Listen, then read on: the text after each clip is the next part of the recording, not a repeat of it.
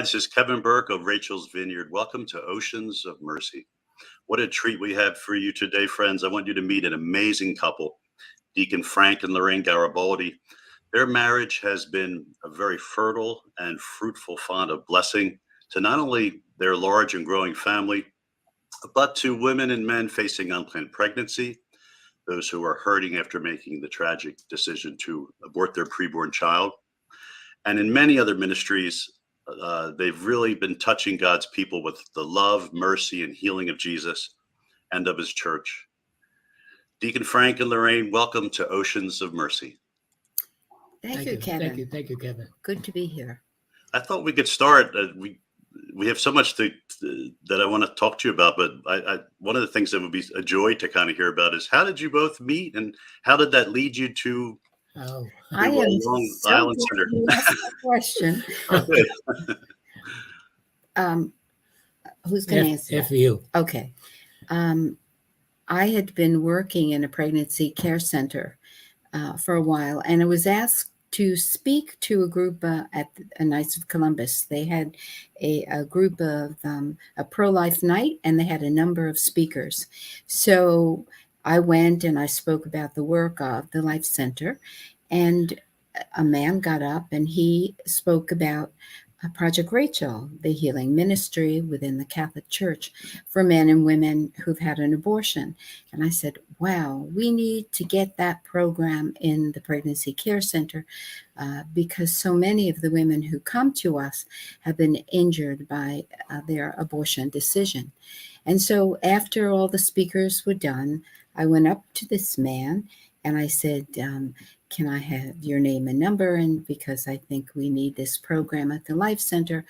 And we spoke for a while. And then Frank mentioned that he always wanted to pray outside an abortion clinic, but hadn't done that. So I invited him to join me the following morning, Saturday morning, around 7 a.m. when the girls are going in to the abortion clinic on Deer Park Avenue. And we could pray for an hour and then go out for a cup of coffee. And that was our first date, Kevin. Wow, that's amazing. That at the very foundation of your relationship, it was a prayerful presence to those women who were, and their partners, if they were accompanying them, that were going in to have abortions. Yeah, and also to their children. That's amazing. What do you remember of that day? Were you a deacon at that point? I'm guessing not. No, not yet. I was in the process of becoming one. It was a 5-year. I don't know what it is now, but it was a 5-year program, to step by step, to make sure that you, the person who was going through it, the man who was going through it, wanted to become a deacon. So at any time during those 5 years, he could step out and not say, well, I don't want that because it's for whatever reason. But I was very fortunate. I was blessed, and when we met, my first wife had just passed away. Oh, okay. 8 weeks. Kevin. 8 weeks prior to that, she had just passed. Wow. So when we met, we just started a new love affair, so to speak. And an affair that brought the issue of the abortion. I'm Italian. I can't stop with this hand. She wants me to stop because she's Irish. But I'm Italian and I talk this way. So that's allowed in the Oceans of Mercy.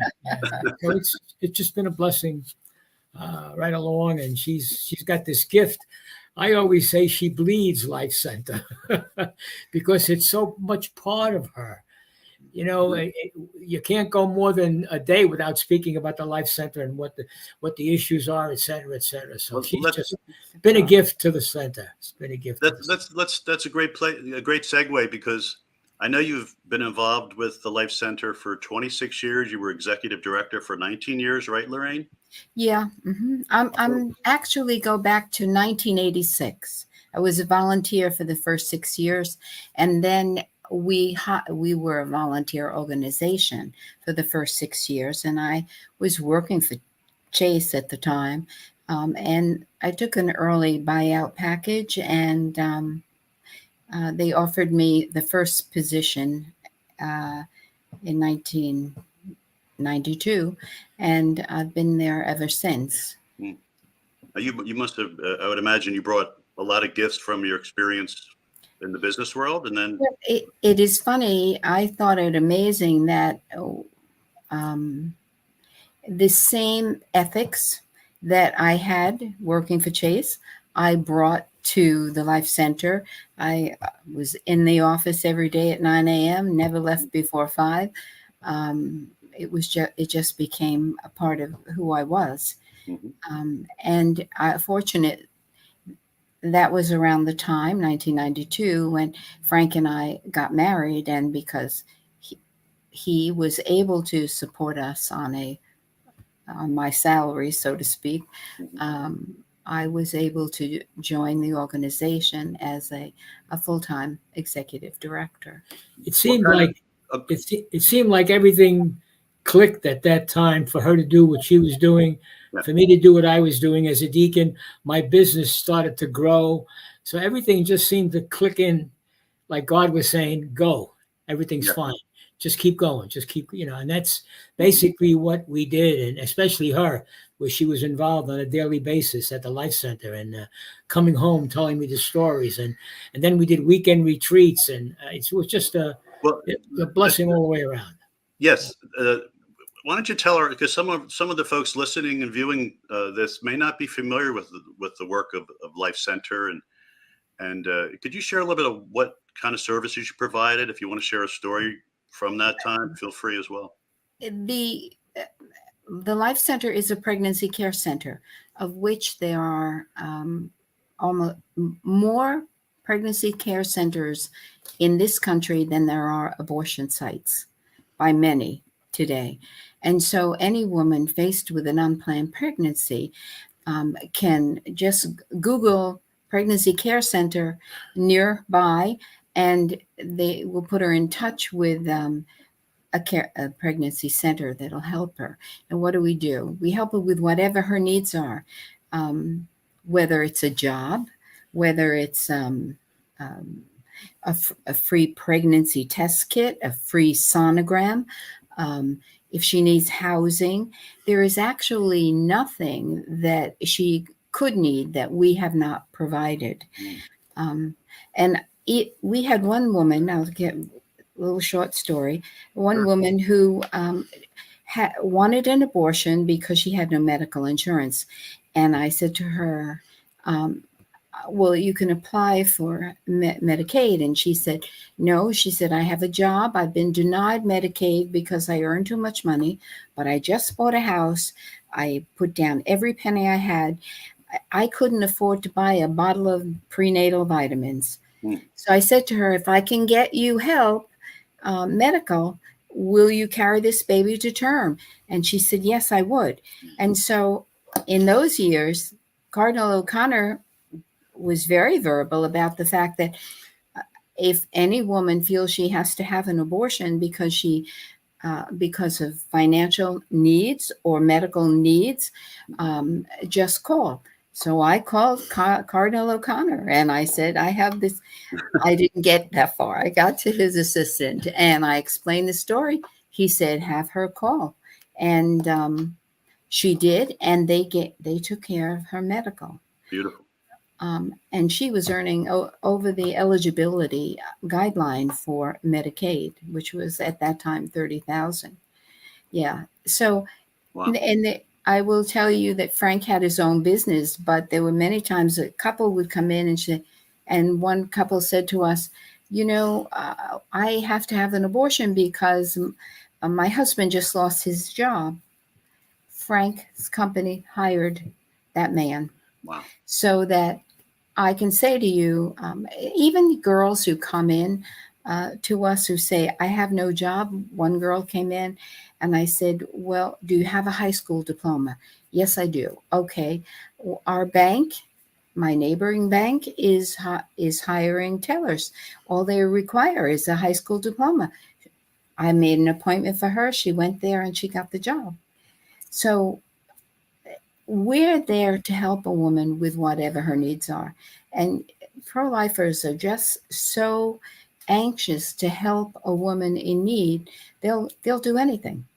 Yeah, this is what you're sharing is a beautiful witness to the truth, and so often our corporate media, because they are running cover oftentimes for pro-abortion groups, they don't shine a light on this. They don't let people know the true nature of the pro-life witness, and I'm so glad you're sharing because, well, just a couple, and I know there's hundreds of stories you could share just like that. Oh, yes, there is. Could I tell one more? I promise only 1 minute. That's what she always says. 1 minute. Watch out, Kevin. Her name was Ruth, and she was pregnant, and she went to the clinic, and she was pregnant with triplets. And so the clinic said to her, go to the Life Center. They'll help you. So she came to us, and we convinced her that we would help her through the pregnancy. Well, and we did, and we gave her everything she needed. We had one contributor who gave $5,000 to buy diapers for the triplets for the first year. And we had one volunteer, because the girl lived in one studio apartment. She had no room for $5,000 worth of diapers. One of our volunteers would go to the store, buy the diapers, and deliver them to her on a weekly basis. So when those babies, the 3 triplets, were born and they were about a year and a half old, the father of the child called her and said, he had been a student in Ghana, West Africa. He said, I want you to come home. I want to get married. I want to see my babies. So she went back to West Ghana, where she called me up, and she got married, and she called me up and she said, Loraine, we need a Life Center in Ghana so desperately. And so the Life Center of Long Island adopted a pregnancy care center in Ghana for 5 years. That is beautiful. Now I won't tell you any more stories. Don't believe her. Don't believe her. This is what another addition to that story. Yeah. Her husband finally decided to come to America and to go to the hospital in Chicago. He got a job in Chicago, so that's what he did. And she came a little bit later, but before she went to Chicago, she stopped at our house, and those 3 little children went swimming in our pool in the backyard. And they had 2 more children. Yeah. So five beautiful children from Ghana were swimming in our backyard. So we stayed there. They had lunch, and then they left and went to Chicago. I haven't seen them since, but it's great. It's just I had a funny image of the children, these 3 triplets from the womb, and then to your backyard in the pool. Like, what an amazing yeah. What an amazing journey. That is so awesome. No, stories like that are just, well, that's what Jesus did. He told stories, and of course the Gospels were about his amazing works, and he said, you'll do even greater works than this. And isn't that, it strikes me today that's what I'm hearing from you guys. Yeah. Continuing to do mighty works through people like yourself.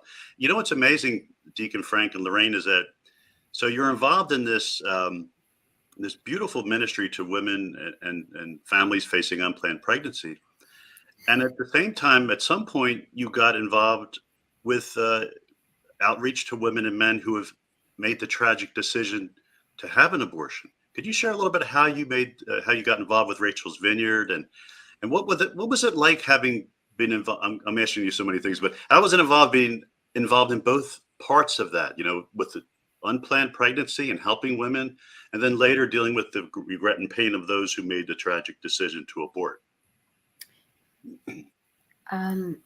I have to tell you, from the day I met Frank, as I said earlier, many women come to a pregnancy care center now, either with needs to help her with her baby, or she's pregnant, coming for a free pregnancy test and sonogram. But many of them have had abortions. So we ask them, are you troubled by that decision? And so many are. So early on, 30 years ago, I was looking for programs that would help this woman and a man if they came to our door. And so way back then, we had Bible studies called Forgiven and Set Free, Women in Rama. We still do that. If the woman wants a Bible study, we will work with her. Silent, no more. Sure. So, yes. So then we were introduced to Rachel's Vineyard retreat. And I can tell you it is an incredible ministry. The Holy Spirit works through those men and women on a weekend. It's so visible, and they are so healed. Men and women don't hear about the mercy and forgiveness of Jesus Christ from our churches. I hate to say that because I love my church, but that's the reality. But when on a Rachel's Vineyard weekend, we talk openly about God's mercy and forgiveness. And so that's so important for them. To me, one of the things about Rachel's Vineyard was the gift that I received, because I was the first one to speak to someone, because she was busy. She had her work at the Life Center, and she just couldn't do both because it takes time. It took a lot of courage for that woman to make a phone call, and then to receive an answer from a man that put her on edge right away. So if I was driving, I would immediately pull over and say, to myself, now I can talk. And we would begin speaking. And I tried to speak with the voice of Jesus, if that's possible, but just to be a loving father, to say, how can we help? And this is what we could do. Come to this retreat this weekend. This will happen. You'll see step by step. This is going to help you. Jesus is there to help you. So little by little, I mean, to me, it was a special gift given to me at that time because of her job, what she was doing at the Life Center. And so to see these women, or to hear these women, and then to meet them, because then on Friday night, we'd be there. Hello, how are you? We spoke together. Yes, we did. But Rachel's Vineyard was, they would come with fear, with such a fear on their faces. They would be terrified to come even into the door, so to speak. Yeah. And the change would take place. Not too much Friday night, but beginning Saturday with the stories, little by little, as Loraine took care of the way she speaks. She's got this loving voice, very gentle, and she's able to talk to them. And little by little, when they came on Sunday morning, it was like a different group. It was a different group, and she said, "Yes, you're better today. But if you need us for any reason, something slips, you may be slipping. You never know. Call me. Don't be afraid to call me back." And to me, it was God's gift as a deacon to be there, to be able to just to assist the men at that particular time, because some men did come. It's Deacon. That's the first time I've heard. I never understood that you were doing intake, and it's so. It's amazing to hear the natural response of women, but then as you were able to, kind of share the heart of Christ with them, they would then experience you as a spiritual father, which is certainly part of your ministry as deacon. I would imagine you feel like in the days that as your work continued in Rachel's Vineyard, and you saw the transformation of the weekend, which of course is the Lord's work, but at the same time, you must have had a sense that you had many spiritual daughters. That did you ever have that feeling like? Yeah, I don't know if I ever thought of it that way, but I was given this. God gave me this gift. I don't know why. And I had asked many deacons if they wanted to come, but they were involved with the duties that they had at the church. And this became my duty, so to speak, as a deacon. And we spent many, many years doing this retreat. I don't know how many retreats we did. I can say we did 25 retreats over a 10 or 12 year period. We saw over 500 men and women went through the healing process, and we memorialized over 1,000 aborted babies. Incredible work. A gift from God for both of us. another story about this. I had this woman on the phone, and I said to her, "Please don't. You'll see the big difference when you come. Don't and she when we left when I hung up from on her, and she hung up on me.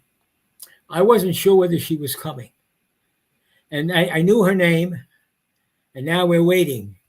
Friday evening, we're waiting, and the only one that hasn't shown is this young lady. So I said, okay. I just went outside and took a look, and there's a young lady about 50, 60 feet away walking back and forth in the parking lot. So I went over and called her name, and she said, yes. I said, I'm Frank. Come with me, and you'll be, once you do this retreat. And I almost like I'm doing this right now, almost did that to her. Yeah. We walked in, and she did the retreat, and men what a gift. Men are such an important part of the ministry. The women will tell you, there'll be, maybe we'll have 5 or 6 women, and maybe 1 man will come. And the women feel that women who had an abortion feel that the man doesn't bother the man, but it does bother the man. Yeah.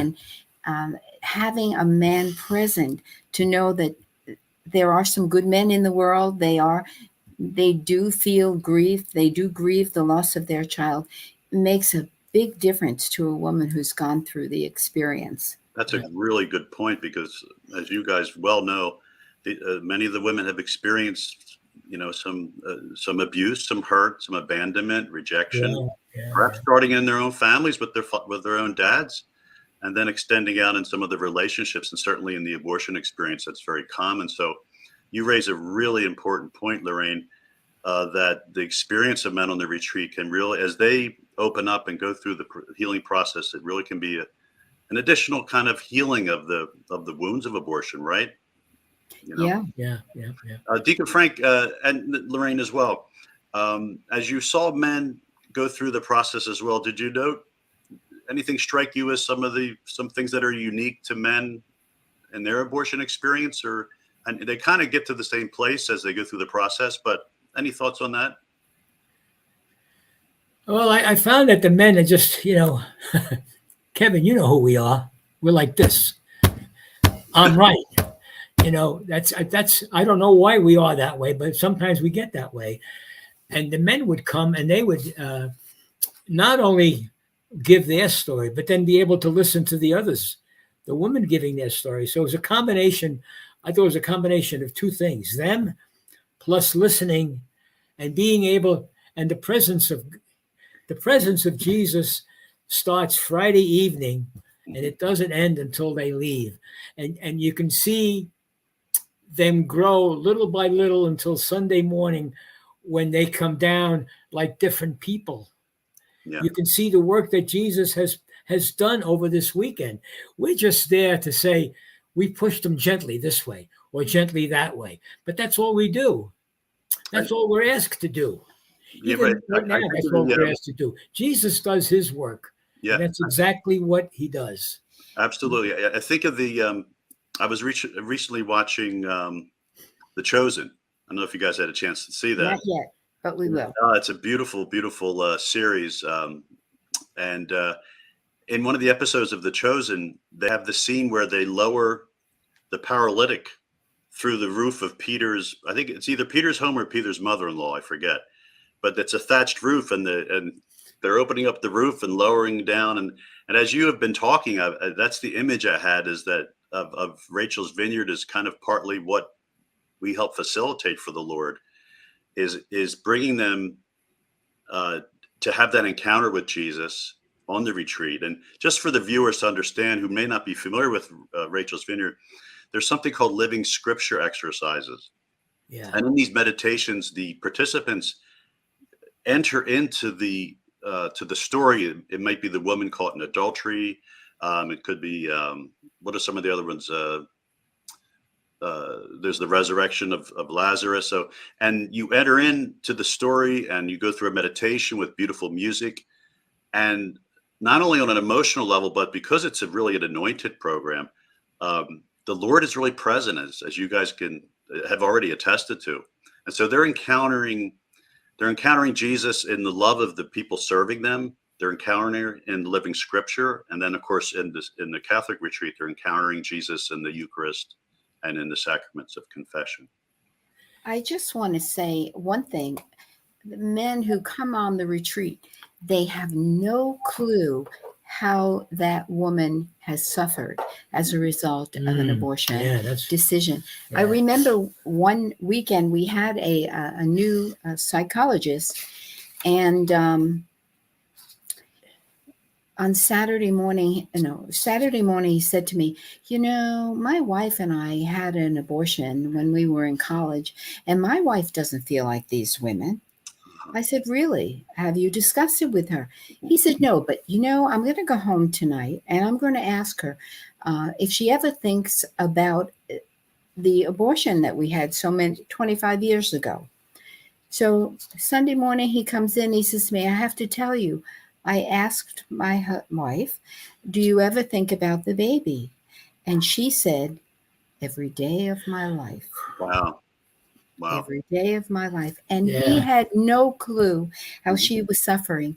See, God created a man to provide and protect his family, whether they're married or not married. Those children are his family. God put that desire in his heart to protect him. When he turns his back on his family, that gift that God has given him, he has to question his own humanity. Yeah. It's like a woman has to question her maternal instincts, but a man has these instincts to provide for his family as well. Sure. So it's such a contradiction of both of them. Yeah, it is. It's a deep violation of who they are as men. That God has really written into our hearts, even if it's been clouded by maybe abuse in our lives or different kind of problems we faced or weakness that we have, whatever it is, but it's there. And I guess that's what you see, Deacon Frank. I think you see that in the healing process is that as they hear the story of other women and it begins to open their mind and their heart, Jesus is working on them. They begin to realize how this has hurt them as men, don't you think? And then of course, then they're open to Jesus healing them and restoring them. Yeah, that doesn't even, when they come, they don't even think about that. No. So little by little, what the retreat does is brings them closer to Jesus and makes them see that Jesus is so involved in their lives. And there's I don't want to tell you what it is, but you'll know what it is, Kevin. But at the end, to see Jesus and the children, it's when they see that, it's like, oh my goodness. Yeah. Yes, powerful. we did something that wasn't correct, wasn't right. But look, this is what's happening. And so Jesus is there at all times to reaching out and say, come into my arms. I will help you, protect you, take care of you, no matter where we are in life. Absolutely. We have a few minutes left. And in those few minutes, I just wanted to touch on something that I was just thinking about with our discussion today is, the issue of the Supreme Court possibly overturning, God willing, please, Lord, the Roe v. Wade decision, legalizing abortion. A lot of reaction to that is talking about, how this is going to be an attack upon women of color and poor communities where most abortions take place. And of course, as I'm listening to you, I'm thinking, we understand from many years working in this field how much damage abortion does in ways that our society really does not understand, and really what a blessing it would be to begin to roll back the whole legalization of abortion. But I just want to give you a few minutes just to respond to this idea that abortion is helping poor women and helping poor communities and women and color. And when we talk about communities of color, the last statistic I saw was 6 out of 10 African-American pregnancies in the New York area end in abortion. 6 out of 10 Black babies that are conceived die in the womb. And it's just an amazing statistic. But I wanted to just give you, in our closing minutes here, just to respond to that from your beautiful, beautiful life of ministry. How would you respond to people saying that we need to keep Roe? Who's the woman? Who's the woman that started the abortion issue? I forgot her name. Roe. No. Norma McCorvey? Yeah. No, not Norma McCorvey. The original beginner of Rachel's Vineyard was somebody else. She actually this was like during World War II, beginning of World War II. And Hitler was against the blacks. And so she was doing the same thing here. Are you talking about Planned Parenthood's Margaret Sanger? Thank you. That's it. Yeah. Most of her abortion clinics were in the black neighborhoods, and only to get rid of the black people. They don't want to print that. They would never print that, because why would they do that? It would just hurt them so deeply.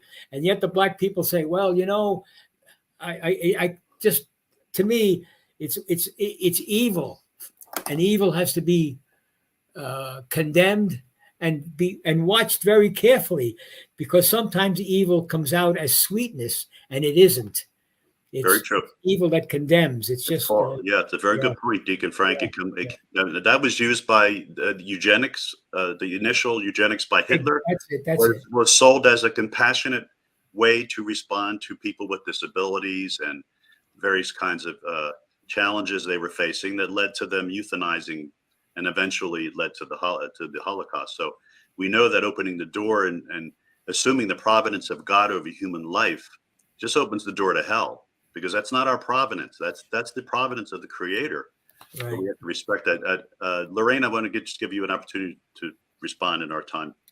Well, what I hear so often, and especially from Black women, is that they think it's